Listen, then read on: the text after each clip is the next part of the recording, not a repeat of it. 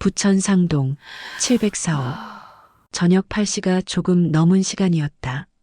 김치찌개는 가장자리가 굳어가고 김은 더 이상 오르지 않았다. 창밖으로 엘리베이터가 오르내릴 때마다 금속 소리가 탁 하고 복도로 번졌다. 나는 그 소리가 싫었다. 올라가면 내려가고 내려가면 올라가는 것.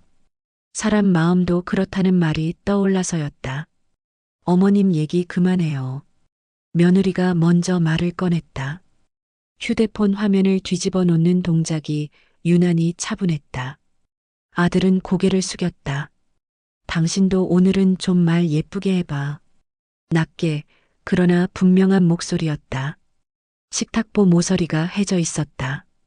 거기엔 오래전 국물이 스며든 자국이 있었고 그 위로 물 한 방울이 또르르 굴렀다. 유리컵이 접시에 부딪히며 내는 소리가 작게 깨졌다. 그 작은 소리 하나가 방 안의 온도를 바꿔버렸다. 나는 말문을 열까 말까 하다가 그만두었다. 이 집의 저녁은 늘 비슷한 흐름으로 흘렀고 오늘도 예외는 아닐 거라고 믿었다. 그러나 며느리는 젓가락을 내려놓고 조용히 덧붙였다. 엄마한테 너무 휘둘리지 마요. 그 순간 아들은 자리에서 살짝 몸을 뒤로 뺐다. 등받이에 닿는 소리, 숨을 참는 소리, 말이 아닌 소리들이 먼저 식탁을 가득 메웠다. 나는 그저 숟가락을 들었다가 놓았다. 그 사이에 그만하자라는 말이 목구멍에서 여러 번 뒤척였다. 말은 밖으로 나오지 못했고 방 안의 공기만 더 무거워졌다. 아들은 결국 그릇을 밀어두고 방으로 들어갔다. 방문이 닫히는 소리 뒤로 며느리는 식탁을 정리하기 시작했다.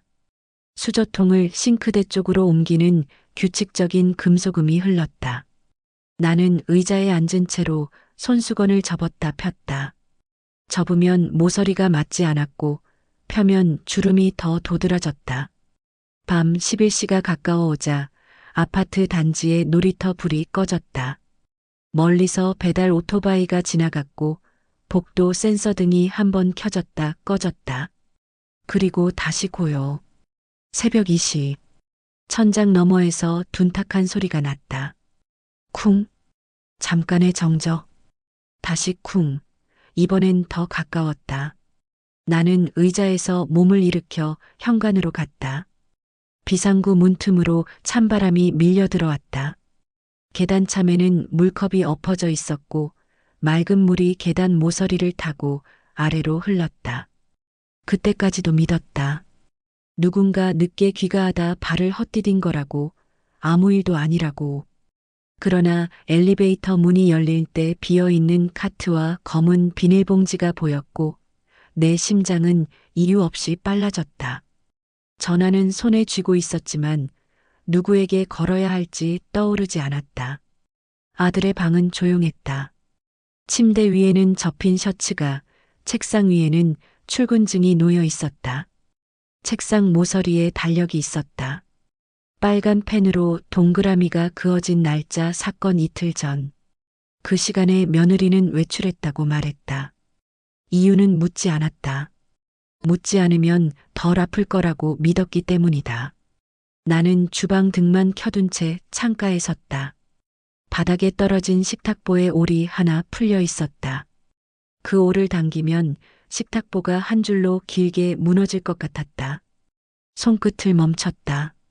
무엇이든 당기면 되돌릴 수 없다는 걸 알았다. 그날 밤 나는 아무것도 당기지 않았다. 대신 창밖 어둠이 차오르는 것을 오래 바라보았다. 그리고 다음 날 우리는 뉴스에서 한 줄 문장을 듣게 될 거라는 걸 아직은 몰랐다. 장례식장 사무실 오전 10시 40분. 유리 자동문이 열릴 때마다 비냄새가 로비로 밀려왔다.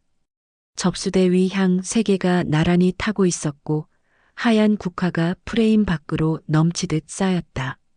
사람들은 낮게 속삭였다. 강하게 살아야지. 하늘이 데려가신 거야.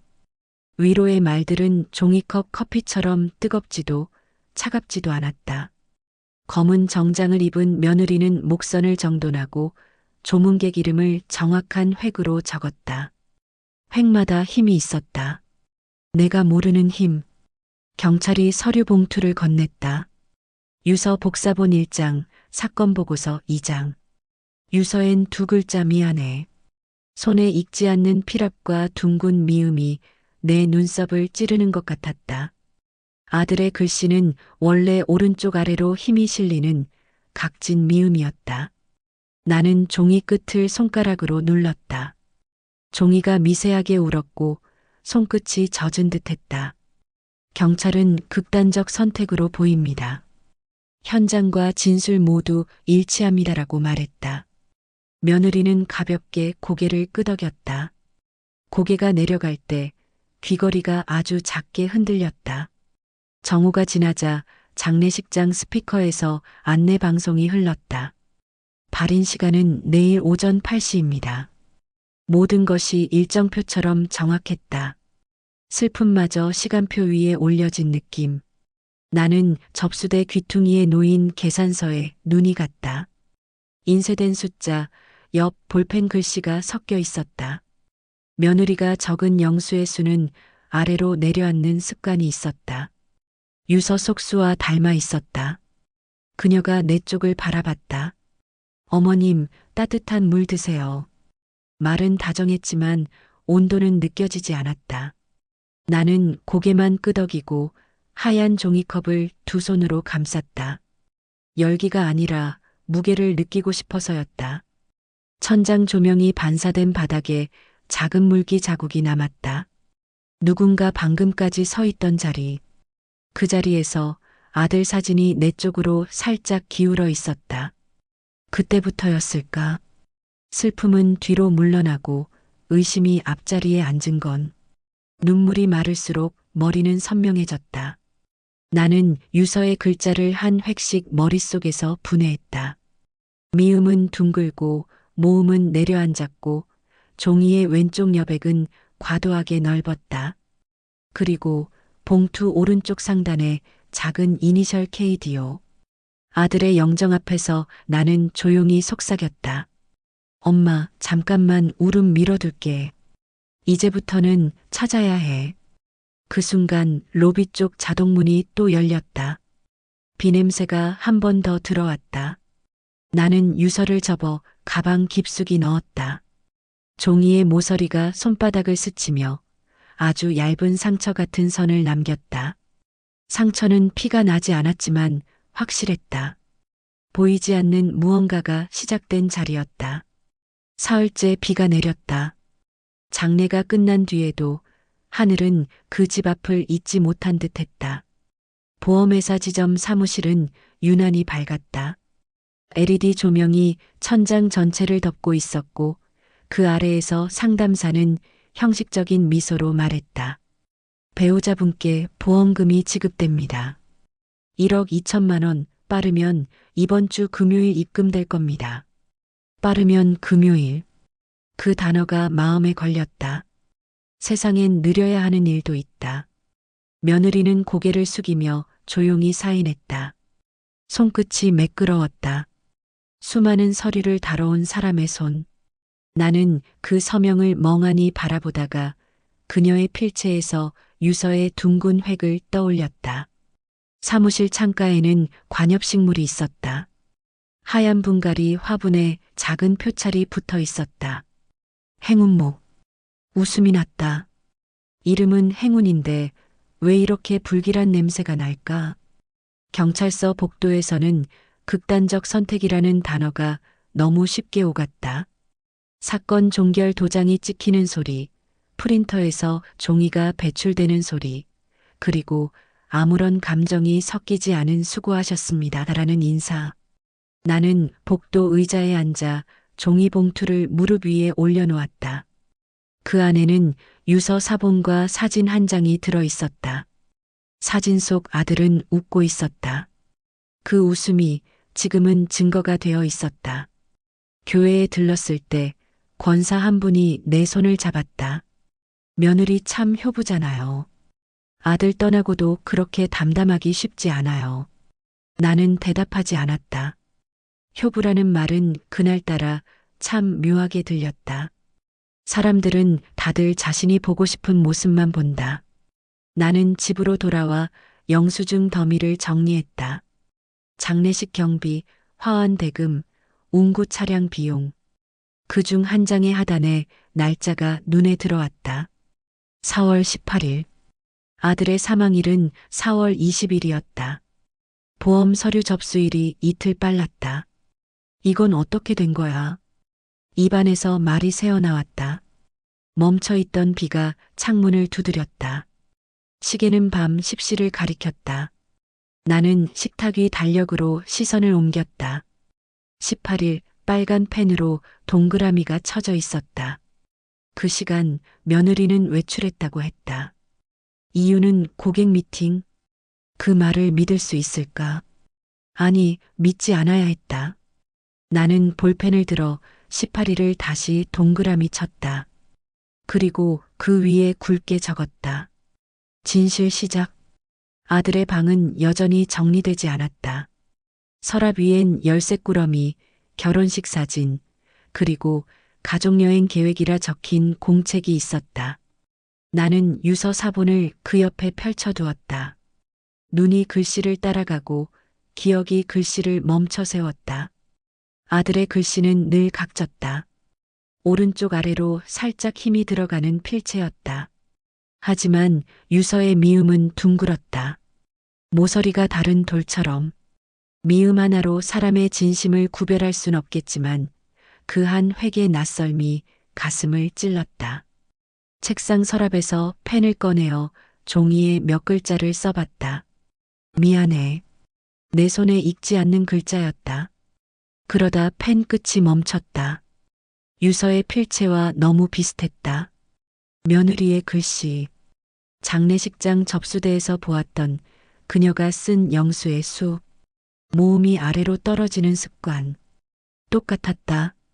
나는 경찰이 주었던 봉투를 다시 확인했다. 봉투 상단엔 작은 글자가 새겨져 있었다. KDO. 처음엔 보지도 못했던 표식이었다. 나는 메모장에 그 알파벳을 적었다. KDO. 그제야 머릿속에서 며느리의 통화 기록이 겹쳐졌다. 며칠 전 부고를 알리던 날. 네, 도윤 씨. 이 일만 끝나면 저도 정리할게요. 그녀는 그렇게 말했다. 나는 휴대폰 통화 목록을 켰다. 최근 통화 내역, 마지막 저장된 번호 강도윤. 세 글자를 보는 순간 식탁 위에 두었던 컵이 손끝에서 떨어졌다. 물이 바닥으로 번졌다. 그 물이 마르는 속도보다 빠르게 내 안에 확신이 자라났다. 이건 사고가 아니다. 이건 준비된 사건이다. 밤이 깊어질수록 방 안의 어둠이 선명해졌다. 나는 메모를 찢어 봉투 안에 넣었다. 그리고 스스로에게 중얼거렸다. 이제부터는 울지 말자. 울면 아무것도 안 보여. 그날 밤 나는 아들의 공책을 품에 안고 불을 끄지 않았다. 작은 탁상등이 밤새 켜져 있었다. 책상 위 유서 사본이 미세하게 떨리고 있었다. 그 떨림이 내 심장의 박동과 똑같았다. 다음 날 오전 나는 아들의 노트북을 켰다. 패스워드는 407. 아들의 생일이었다. 바탕화면엔 단 하나의 폴더가 있었다. 이름은 보험. 클릭하자 문서 하나가 열렸다. 피보험자 김태호. 수익자 박지연. 며느리의 이름이었다. 그 밑에 작은 글씨로 담당자 강도윤이 적혀 있었다. 나는 손끝으로 화면을 쓸었다. 강도윤. 낯선 이름이었지만 왠지 오래전부터 들은 듯한 느낌이었다. 그날 밤 CCTV를 보며 본 남자의 뒷모습이 머릿속에서 겹쳤다. 그는 고개를 숙이고 있었지만 눈빛만은 또렷이 기억났다. 도대체 그 남자와 며느리 사이는 뭐였을까? 경비실 CCTV 파일을 다시 열었다. 사건 당일 새벽 2시 17분. 지하 주차장 문이 열리고 검은 세단 한 대가 들어왔다. 번호판 47루 1921. 운전석에서 내린 남자 잠시 머뭇거리다 휴대폰을 꺼냈다. 몇 초 후 엘리베이터가 멈췄다. 그 문 안에서 며느리가 내렸다. 두 사람은 서로 눈을 마주치지 않았지만 동시에 같은 방향으로 걸었다. 엘리베이터 CCTV 각도 밖으로 사라지는 두 그림자. 내 심장은 무겁게 박동했다. 다음 날 경찰에게 물었다. 이 남자 강도윤 씨 그날 현장 근처에 있었던 거 맞죠? 경찰은 고개를 저었다. 확인됐습니다만 고객이라더군요. 보험 관계로. 그럼 아들이 죽기 전날 왜 새벽에 우리 집에 왔을까요? 대답은 없었다. 나는 그날 밤 며느리의 방문 앞에 섰다. 문틈으로 불빛이 새어나왔다. 그녀의 목소리가 들렸다. 이제 다 끝났어. 낮고 짧게, 그러나 확실한 톤이었다. 누구에게 한 말이었을까? 그 문장 속의 끝이 의미하는 건 무엇이었을까? 나는 뒤돌아서며 손끝으로 벽을 짚었다. 벽지가 약간 들떠 있었다. 살짝 눌러보자 속에서 종이 하나가 떨어졌다. 접힌 A사 용지. 그 안엔 짧은 문장 하나. 이 일만 끝나면 우리 둘이 자유야. 수신자 KDO. 그때 나는 알았다. 아들의 죽음은 사랑이 아니라 거래였다. 그날 새벽 잠이 오지 않았다. 어둠 속에서도 머릿속은 끊임없이 숫자와 이름을 조합하고 있었다.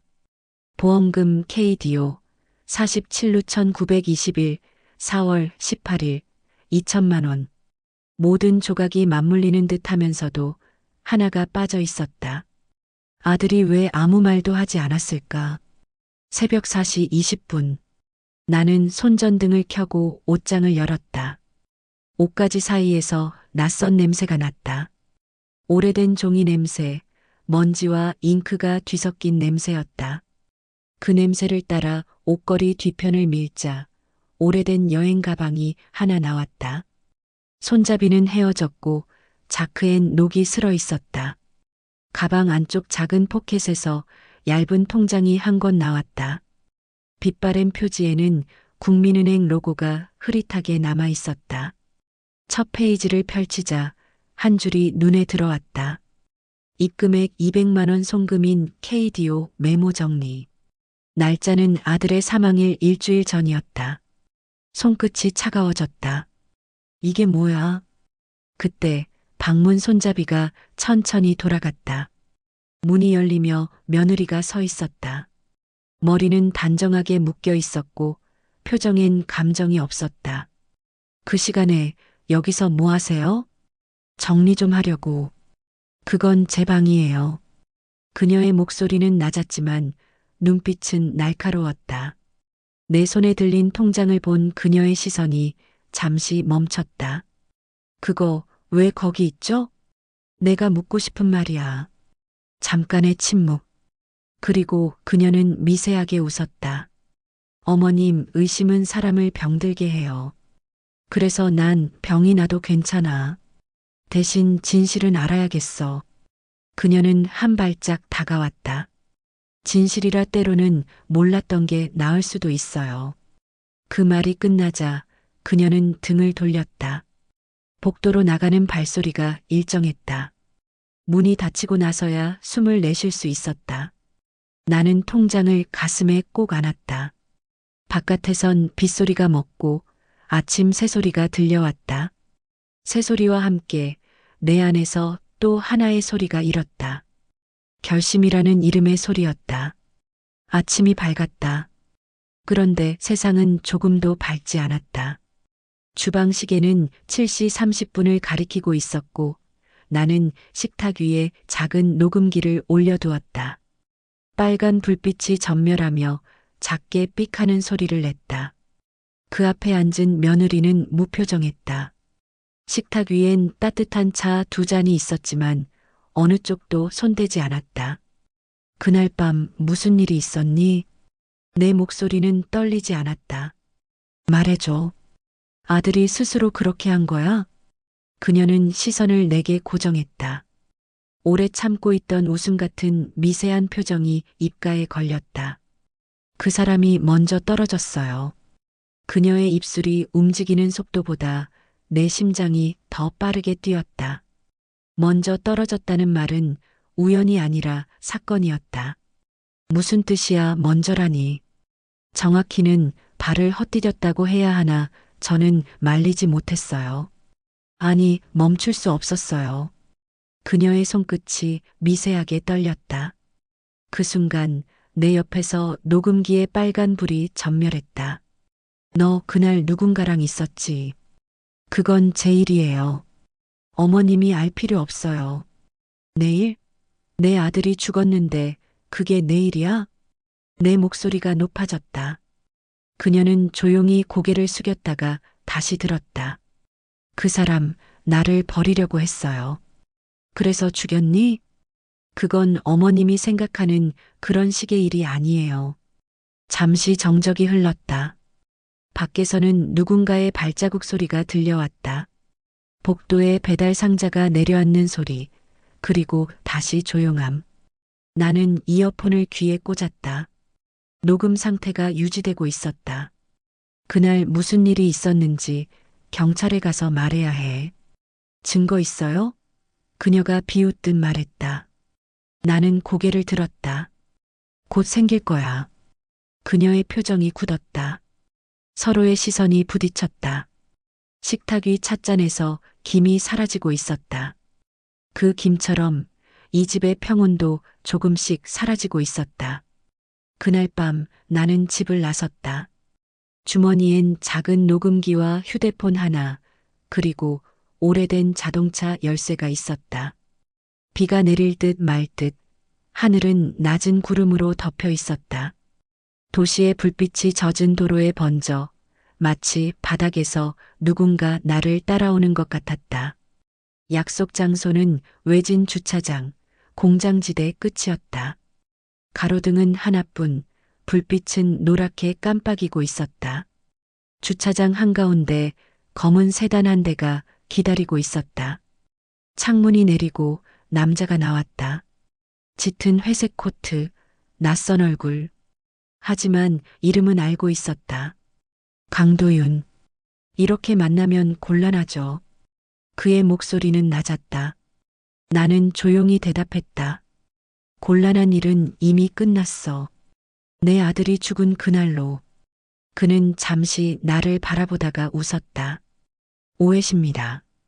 저는 단지 뭐, 그 여자를 도와줬을 뿐이에요.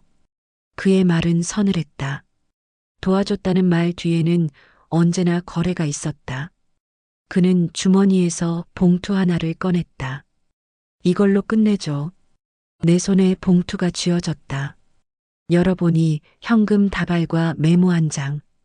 괜히 힘들어지지 맙시다. 나는 봉투를 그의 가슴팍에 밀어 넣었다. 내 아들을 죽였지. 그의 표정이 단단히 굳었다. 증거 있어요? 곧 생길 거야. 내 손 안에서 녹음기의 빨간 불이 깜빡였다. 지금이라도 입 다물면 돈은 더 드릴 수 있어요.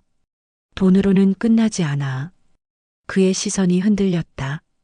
그 순간 주차장 입구에서 차 한 대가 다가왔다. 헤드라이트가 번쩍이며 우리 둘을 비췄다. 그는 고개를 돌렸고 나는 그 틈에 말했다. 너희 차 번호 47루 1921. 그날 새벽 2시 우리 아파트 CCTV에 다 찍혔어. 그는 잠시 말을 잃었다. 그리고 낮게 중얼거렸다. 그 여자가 시작했어요. 난 그냥 끝까지 간 것뿐이야. 그가 돌아서며 차 문을 닫았다. 엔진이 켜졌고 금소금이 공기 속을 가르며 울렸다. 나는 휴대폰을 들어 통화 버튼을 눌렀다. 112 연결음이 짧게 울렸다. 신고하시겠습니까? 예. 살인입니다. 그 말이 내 입에서 나오는 동안 손끝이 차갑게 떨렸다. 하지만 그 떨림은 두려움이 아니라 확신이었다. 엔진 소리가 점점 멀어지고 주차장엔 다시 노란 불빛만 남았다. 나는 조용히 하늘을 올려다봤다. 비가 떨어지기 시작했다. 새벽 3시 경찰서 조사실의 공기는 싸늘했다. 나는 탁자 위에 녹음기를 올려두었다.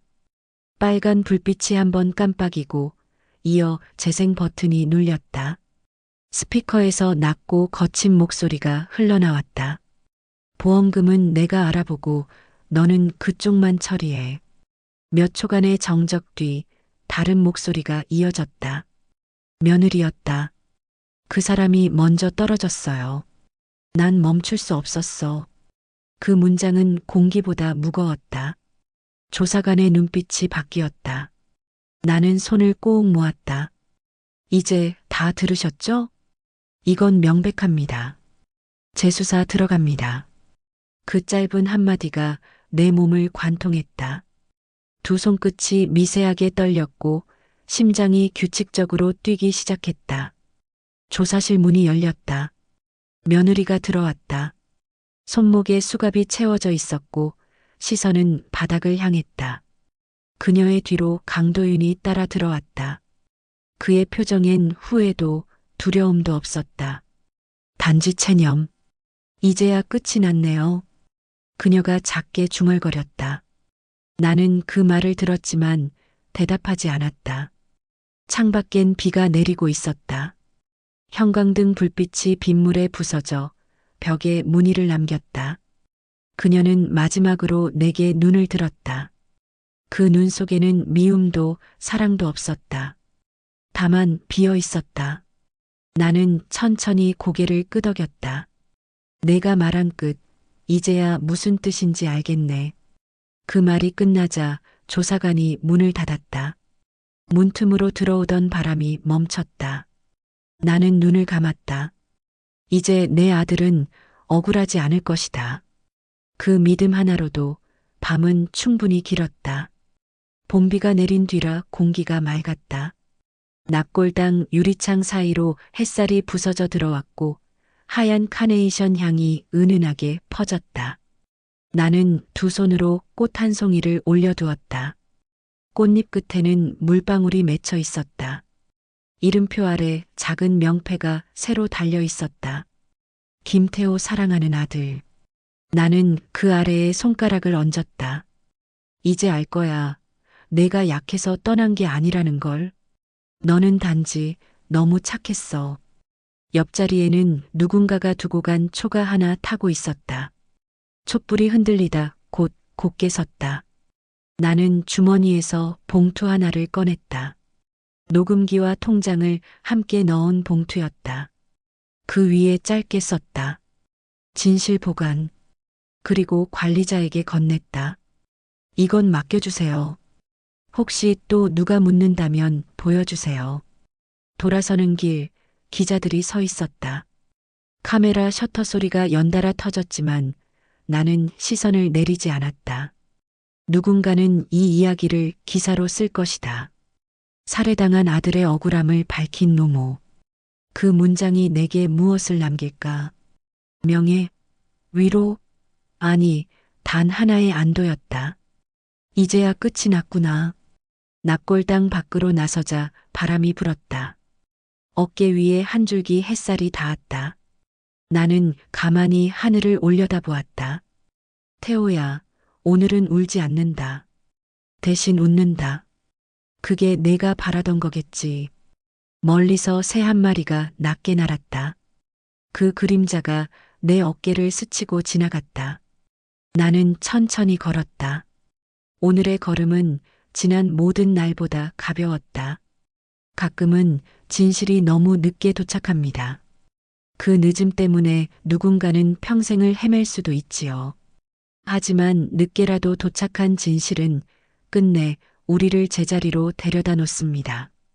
용서는 시간이 필요하지만 정의는 누군가의 용기로 완성됩니다. 오늘 이야기가 당신의 마음 한쪽에 작은 용기가 되어 남기를 바랍니다. 지금 이 순간에도 누군가는 자신만의 진실을 찾고 있을 겁니다. 그 여정이 고되고 길고 때로는 외롭더라도 그 끝에는 반드시 빛이 있다는 걸 오늘 이야기가 말해주길 바랍니다. 듣고 싶었던 이야기와 함께 해주셔서 고맙습니다. 이야기가 마음에 남으셨다면 구독과 좋아요, 그리고 댓글로 당신의 생각을 들려주세요. 당신의 한 문장이 다음 이야기를 만드는 힘이 됩니다. 다시 당신 곁으로 찾아오겠습니다.